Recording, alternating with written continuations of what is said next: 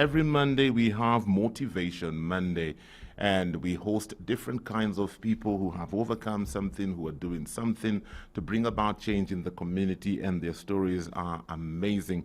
This morning, I'm so glad to be joined by the founder of Talk Dyslexia, Kendi Okech. Kendi, how are you doing? Fine, thank you. Good morning. Good morning. Karibu Sana, it's good to have you.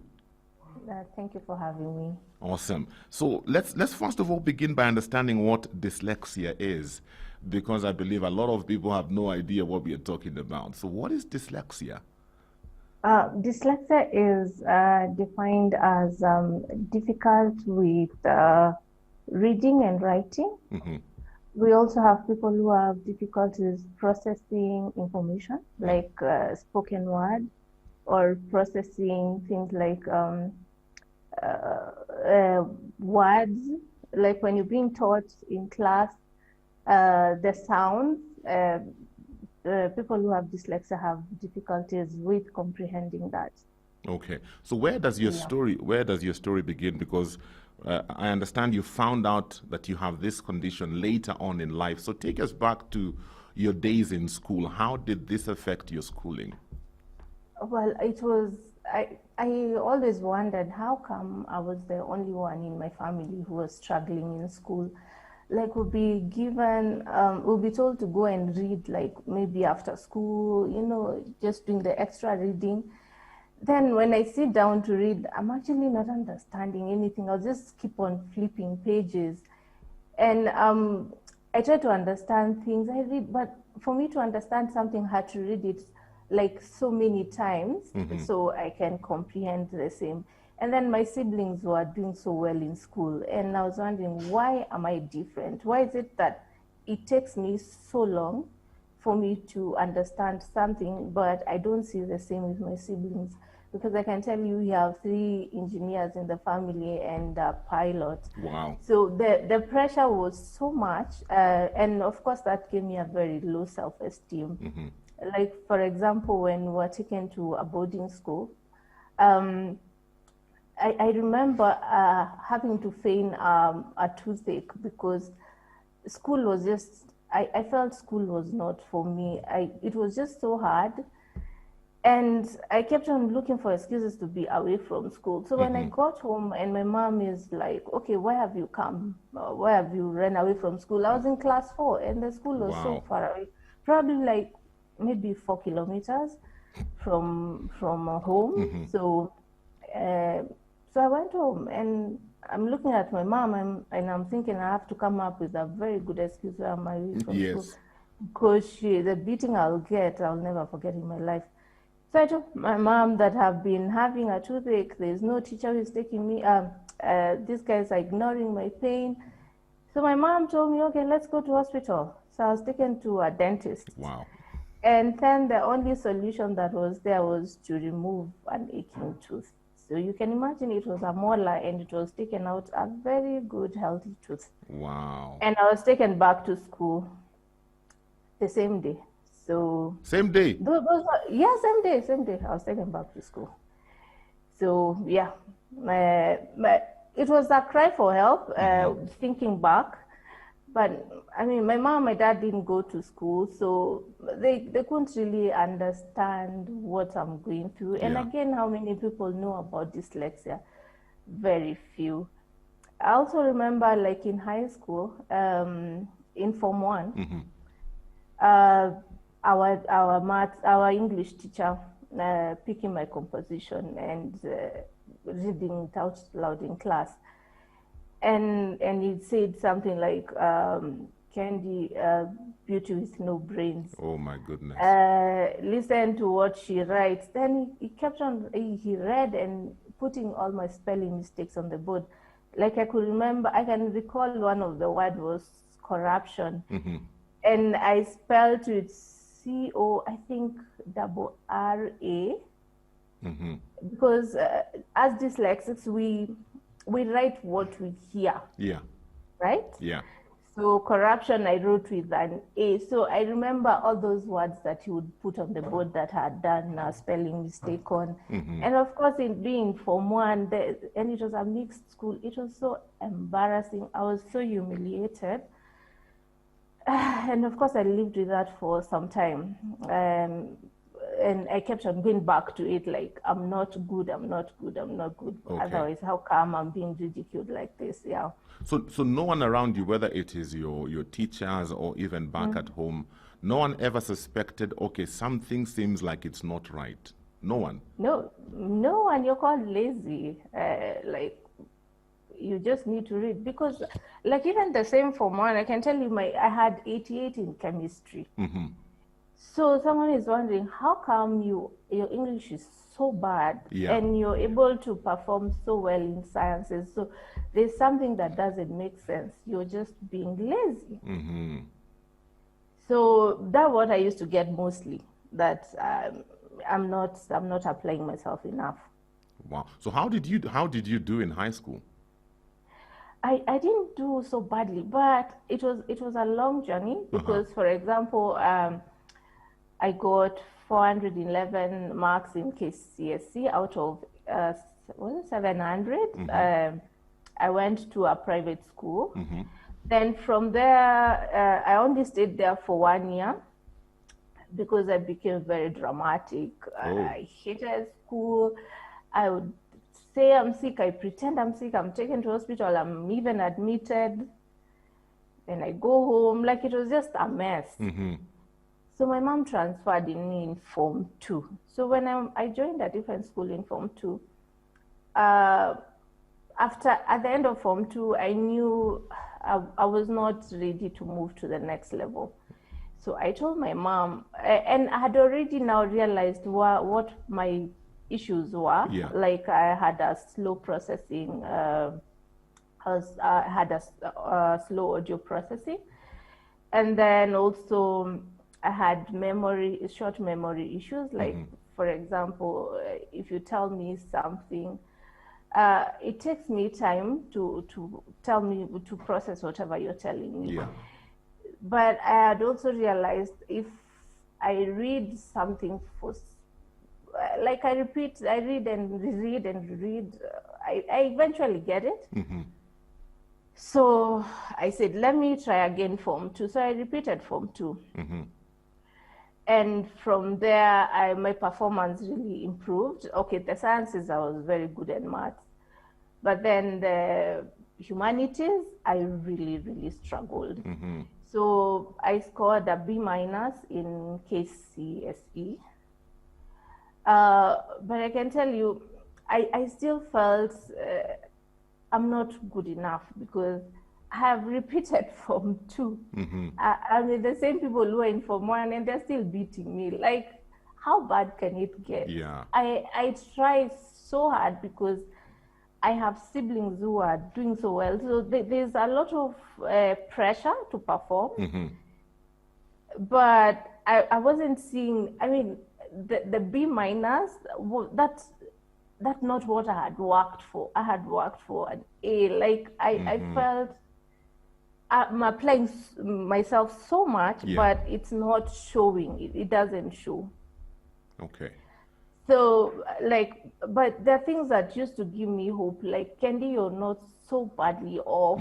There's just something that it's not right. Because I remember, like, there's a time we had a physics lesson, and we were given some sums to do, and there's one question that I was the only one who got it right. So the teacher asked me to go in front of class and explain to the rest of guys how I got the answer. And me I struggled so much expressing myself. So I stood there and I could not actually get the words out because I had so much also anxiety standing in front of people. So also that made my verbal communication, very, very difficult for me. So he saw that I was struggling. Then he just looked at the way I had done the calculation. She was like, and by the way Candy has done it, not unless you're very good in maths, let me show you an easier way of doing it. So such statements made me have some hope, like all is not lost, because I was like able to comprehend some complex stuff, and I was like, okay, then I can't be really that dumb if I'm able to do this. So after high school, I joined Kenya School of Monetary Studies to do banking. And that's a place I recall now meeting a lecturer by the name Mrs. Ogola, she was very good at her work. Like the way she used to express and teach and give examples, and she was able to carry everyone with her.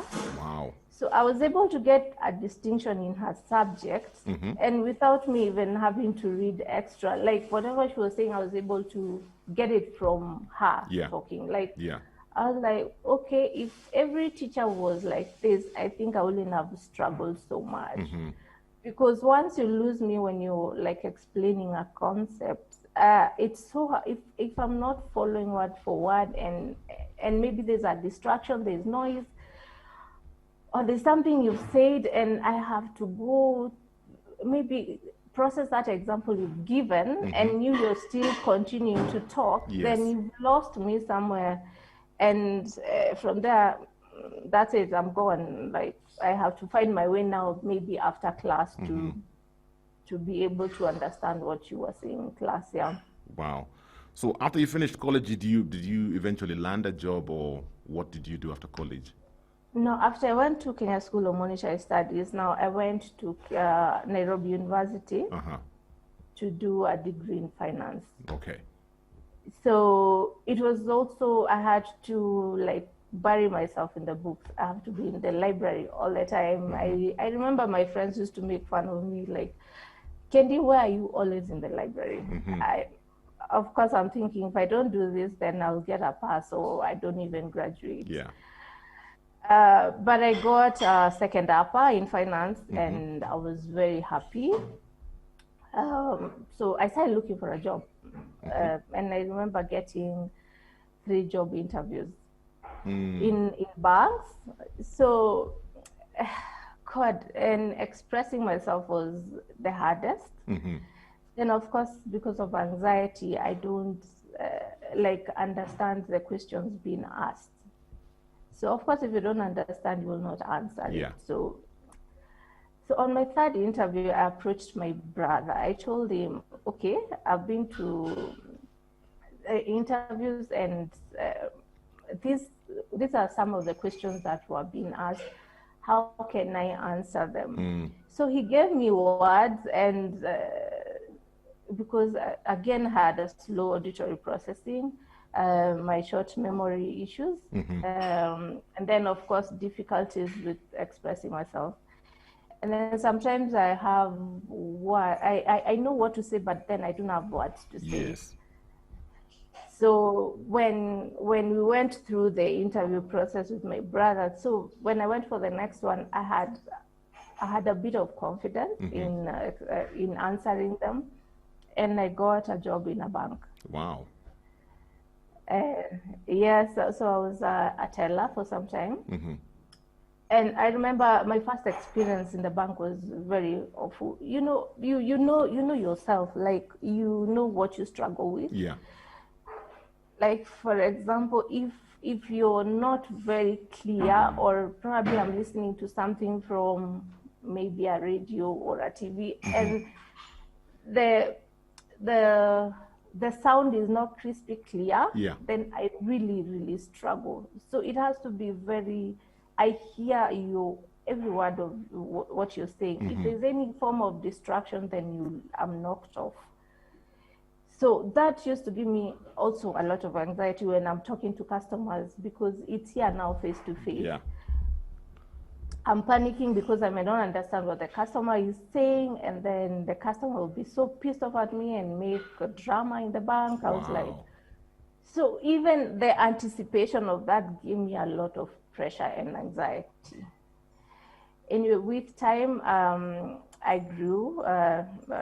I was able to maneuver, and I was given an active, there's a time the manager was not in the bank, so I was told to act for some time. So I did that for over a month.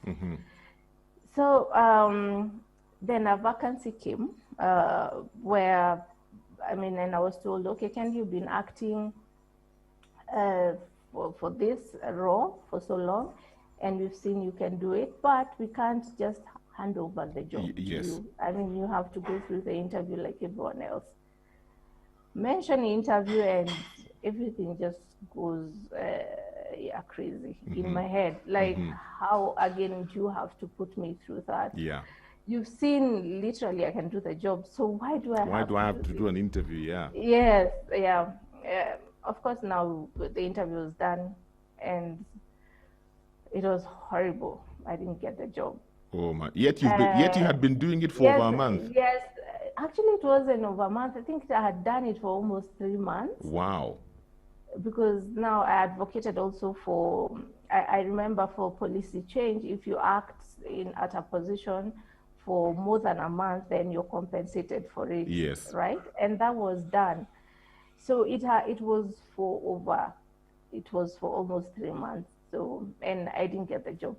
Of course, that made me feel, everyone knows that I was acting and I don't get the job because I failed the interview. Even that one gave me such low self-esteem. Yeah. And I wondered, okay, what is wrong with me? So I tried to look for jobs everywhere because I was very frustrated. I knew now my growth in the bank is kind of in that bank. I didn't have hope anymore. So I started looking for jobs elsewhere, and I got interviews in some very good organizations. And of course, I didn't make it through. So that was the start of my depression now in the bank, because I knew I can't grow. Yeah. I've tried other places. I'm not able to express myself to get a job.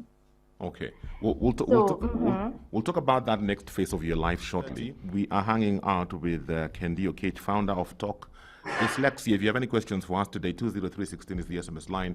And the WhatsApp number is 0786 316 316. It is Motivation Monday. We are talking about embracing dyslexia. We are hanging out with Kendi Okech. She is the founder of Talk Dyslexia. Paris from Kabete, how are you doing today? You say you identify with what Kendi is sharing, and you say there's a reason why God makes us do some things over and over again. If you have any questions for us, 20316 is the SMS line, and the WhatsApp number is 0786 316 316. So Kendi, back to you. So you get into this phase of your life where you're sinking into depression. Did anybody around you notice that something was going on? Yes. I think even my bosses could notice something is definitely off, because I kind of stopped working. Like, for example, I had the keys to the bank and I didn't care, because sometimes I would even I go and find customers at the door. We are called for meetings. I don't show up. Wow. I didn't care. There are people I was supervising. I didn't care what they did. Like, I was done mentally. I was just feeling so bad. I was feeling down. I really didn't care about anything. Like, basically, it's like I was begging my boss to just fire me. I just didn't care. So did they fire you? Well, I think I almost got fired, but I resigned before I did, because for sure it was 2 years of just downhill. Yeah, so I saw the only ending was I either get fired or I just resign. Okay. I gave a month notice, I served the notice, and I left. Wow. I'm just wondering, Kendi, so at what point in your life did you finally discover that you have dyslexia? So after I left the bank, I had already started something on the side to sustain me. And so I had, of course, now you're running your own business. You have to go and pitch, talk to people, because what are you selling? You need to tell people what you're selling. Yeah. So I had, of course, issues, difficulties with presenting myself. And so I had a partner in business who was like, she's good with marketing, and these are the skills that I didn't have. So she helped me there, but I still struggled with it. Like, okay, I'm out here, I'm not able to, I need to sell. I'm on my own now. You have to pitch for business. I'm struggling with that. Like when you're in a meeting, I want so badly to ask a question, but I'm thinking, how will I sound? Will I, at the middle of it, not get words to say what I really want to say? So of course that made me not even participate, and I'll just sit there looking like not someone has to prompt me like, Kenny, do you have a question? Sometimes I would say no, and sometimes I struggle and just ask, but I'm shaking inside. Yeah, so, but then I had time to really look down and look at myself and find out, really, is there someone else in this life who is having such struggles as mine? Yeah. And then I started looking for answers. There's a time I'd read about dyslexia. It was a newspaper, and it was saying difficulties with reading and writing. And the way the article was put is, I wouldn't have related to it, right? Yeah. And I used to think at the back of my mind, could it be that? I couldn't even recall. It was a long time because it was maybe in very early, maybe like 2000.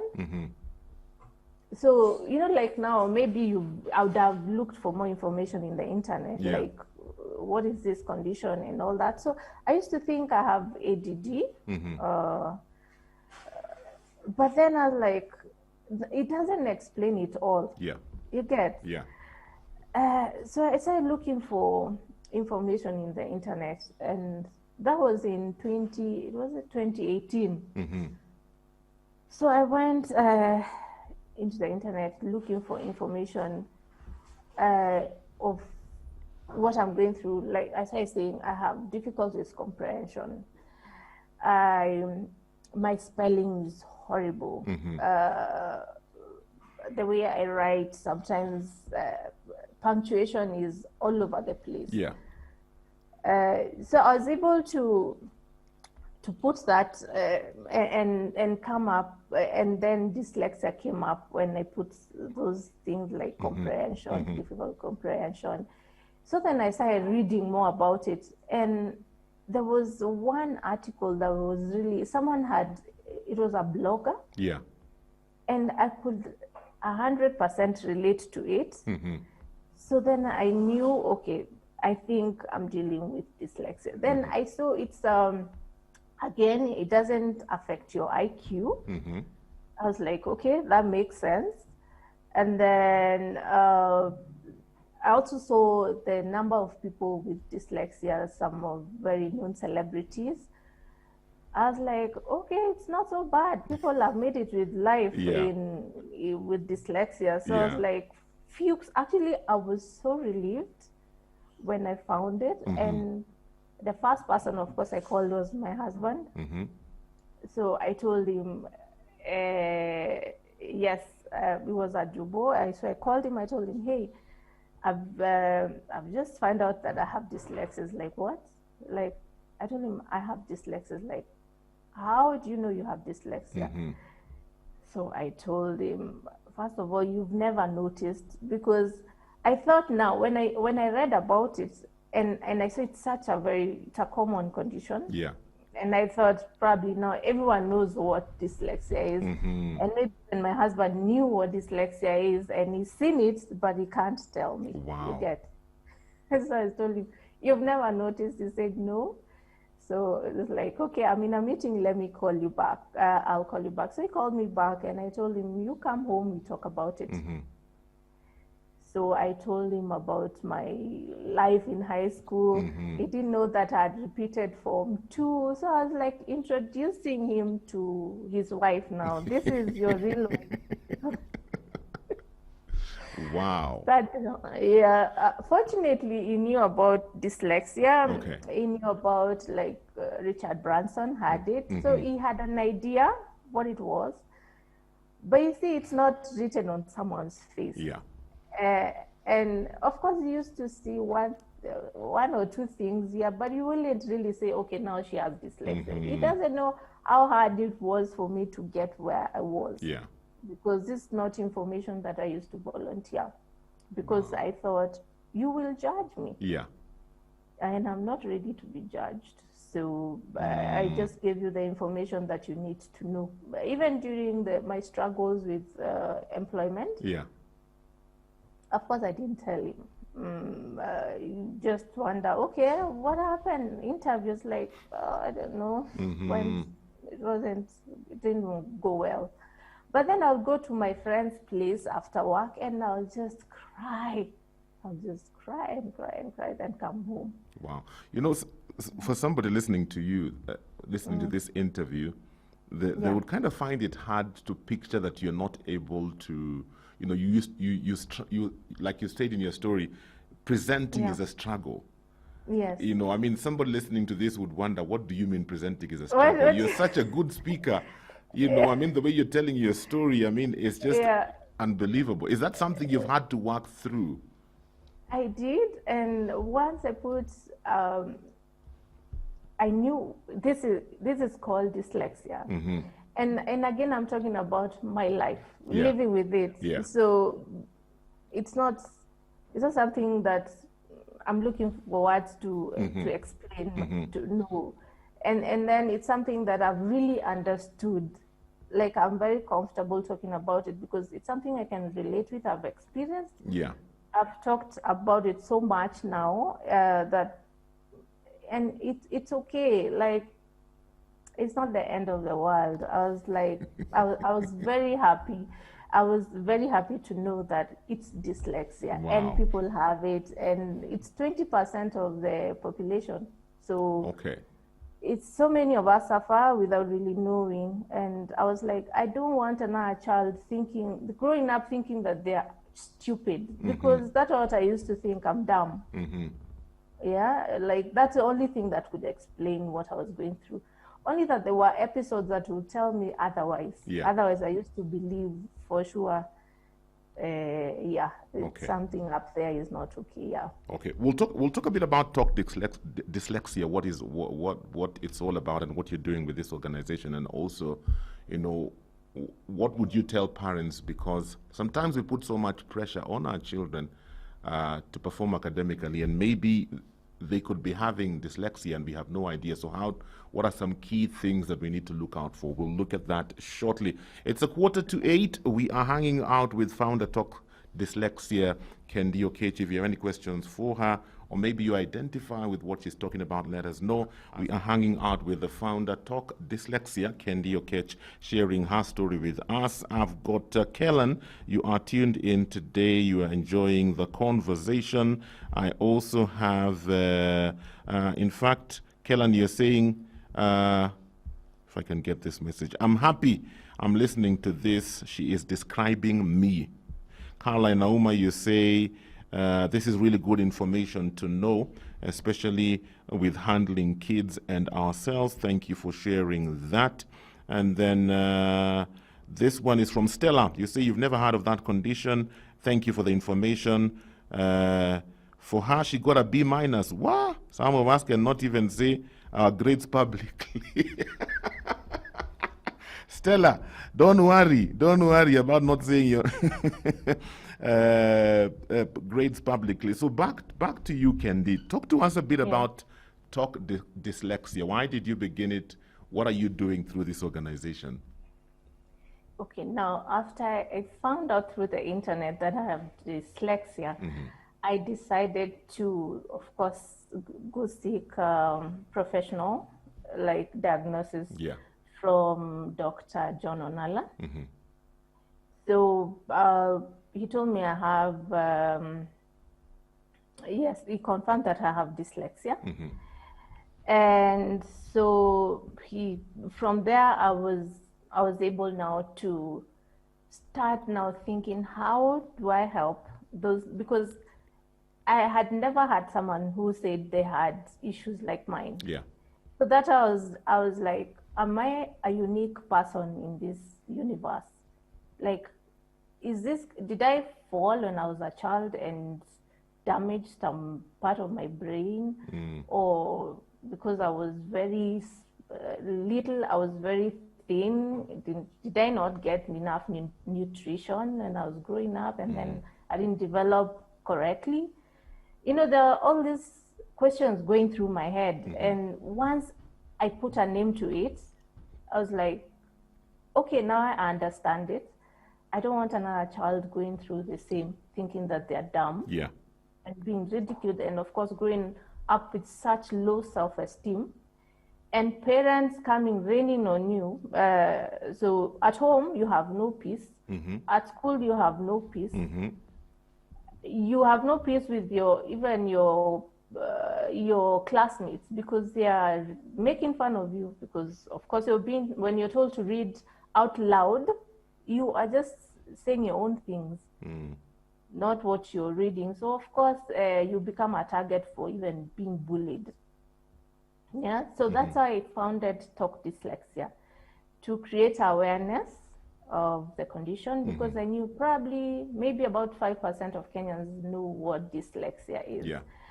And then advocate for teachers training, because not unless you did special education, if you went to normal teaching, maybe a degree in education, they don't really teach about learning difficulties and learning conditions. They don't touch on that. So of course teachers are not aware of the condition. Yeah. And then I advocate for early identification and intervention. Yeah, so that's what we do at Talk Dyslexia. And of course, if you come with a child who has, I'm able to refer you to people who can help with assessment. Again, because hearing my story, you might think, okay, I think I have dyslexia, and maybe you do not have. Yeah.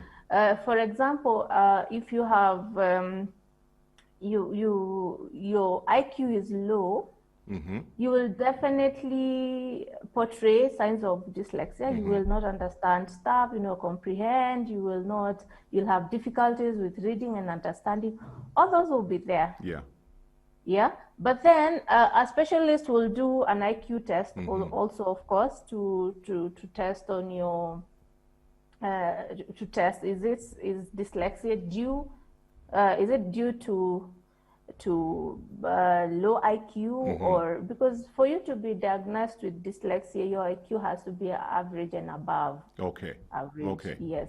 Okay. So if it's low, then that's not dyslexia we are dealing with.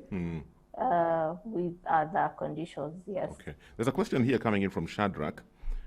Says, thank you for hosting, Kendi. I have a question. My daughter is bright, but she keeps forgetting things most of the time. Sometimes we think she is pretending. Secondly, her talking and expressing herself in front of people is not easy, so she has to talk in a soft voice. Please help me to understand, could this be dyslexia? Well, when you go to like Dr. Nala, there's several tests you do, and it takes you through. So he's able to tell you, is this really, is it dyslexia? Did this condition happen because maybe when you were born, something happened? Is this trauma? Because there was a case I referred to him, and it came out it wasn't dyslexia. This child had traumatic experience. Wow. And he had to do a lot of counseling to get so it wasn't dyslexia. Again, for example, if you go to I come from very deep shags of Meru, and we learned in Kimeru initially before we were introduced to English and Kiswahili, right? So you can imagine if I'm coming from such a school, and then I come to a school in Nairobi. Yeah. Of course, these kids will be so far ahead of me, and someone looking and listening to me, they might think, okay, what's wrong with this one? Yeah. but it's because of the foundation, Okay. right? Yeah. And this will be, with time, this kid will catch up without even doing too much of tutoring or something. The child will just pick from where they'll just, with time, they'll just go with the flow, right? But with dyslexia, it doesn't get any better. You have, either you look for a way of compensating, mechanism of coping with your difficulties, or there's an intervention done. That's where you can overcome that. Because if you don't know how to read and write, of course you will not learn. Because first, what we do in school is learn how to read. So now, later in life, we learn, we read to learn, right? So without the first one happening, the second one will be very difficult. Okay. Okay. Somebody's asking, can you mention names of probably specialists they can take their children to be diagnosed whether they have this condition? John Onala, I don't know if I can give his number because it's publicly available. So maybe I can mention it. Yeah. If it's publicly available, you can mention it. Yeah, 0722. Just 1 minute, Dr. Onala. 645342. You said his name is Dr. John Onala. Okay. He's not a medical doctor. He is specialized in these conditions of the learning conditions and developmental, also like autism. So yeah, he's able to do that. Okay. As we wrap up, because my time is almost up, what would you tell parents? Because there's a lot of pressure to perform academically. I mean, parents who switch their children to schools, they think that this is the one that will do it for them. But sometimes you notice your child is, some of the key words you've said, you think they're lazy, you just think that they're refusing to learn. You know, what would you advise parents to do if they find themselves in that situation? I would encourage parents, of course, to talk to your daughter or son, find out, are they having difficulties with reading and writing? Because some of these signs you can tell, you can see them early, and dyslexia runs in the family. So, for example, I'm able to monitor my children early enough because it can be diagnosed from 5 years, right? Okay. So, but you will see some of these signs early enough, like how they pronounce words, even early in life, like even when they're learning how to talk, how they pronounce some words. Because, like, for example, I have difficulty with G and J, like they sound so the same. So even when you give me a word that has those two, like it takes is it GJ, GJ? Yani, those things are going through. Even now, it's not like I am over it. No. And things like you like spaghetti by Skelly, you hear them just, it doesn't sound, they've mixed up the words. They've mixed up the, what do you call them? They mix the, how do you call them? The word has disappeared, sorry. Okay, it's okay. Yeah. So also, like nursery rhymes, if they're also struggling with those things, spelling, again, some dyslexics are very smart. Yeah. And they can, for example, they can pretend that they know how to read, and you give them something, they can go home and practice and practice. So when you're reading in class, they're very fluent. But spelling you can't guess. Yeah. So I tell you, spell this word, and you're finding your child is really struggling with spelling. Again, and then telling left and right. For example, your shoe is always, like even after 8 years, this child is still struggling with which is my right, which is my left. Okay. Yeah. Kendi, unfortunately, my time is up, but thank you so much for the information you've shared with us today. From the responses, quite a number of people need some follow-up on this, and so thank you for making yourself available. Thank you so much for having me. I really appreciate. Awesome. My time is up for today. I hope you've learned something about dyslexia, my friend. Follow through, get some more information, and that will be good. That's all the time we have for Motivation Monday today. Have yourself This and more of our shows, log on to www.familymediaonline.com to enjoy a wide variety of programs, from current affairs to testimonials and features, pastoral and inspirational shows, kids entertainment, and so much more. Also stream live on www.familymedia.tv.